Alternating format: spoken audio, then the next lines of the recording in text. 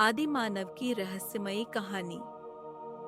बहुत समय पहले, जब धरती पर न शहर थे, न मंदिर, न कोई लिखी हुई भाषा, तब इस संसार में रहते थे आदि मानव। यह वह समय था जब इंसान प्रकृति के साथ जीना सीख रहा था। जंगल ही उसका घर था, नदी उसका मार्ग और आकाश उसका छत।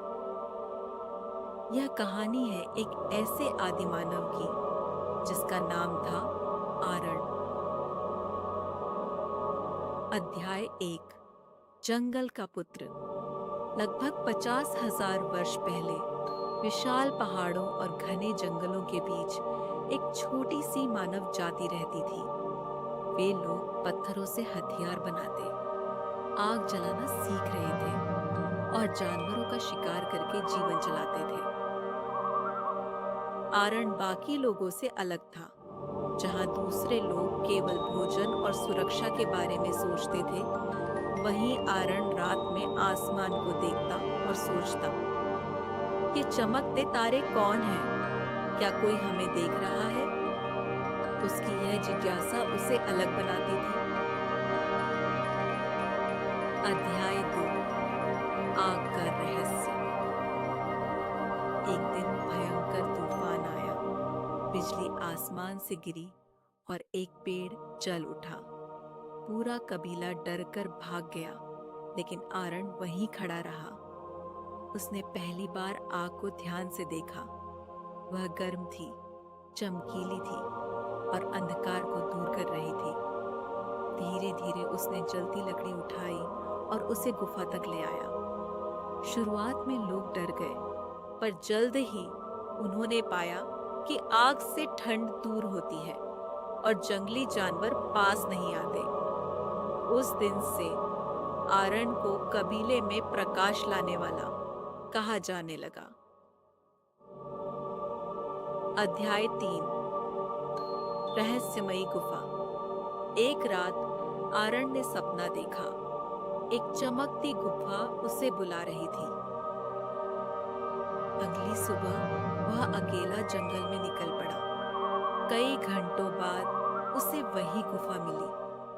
अंदर दीवारों पर अजीब चित्र बने थे, शिकार के दृश्य, सूरज, चांद और इंसानों जैसे, लेकिन अलग आकृतियां, जैसे किसी ने हजारों साल पहले संदेश छोड़ा हो।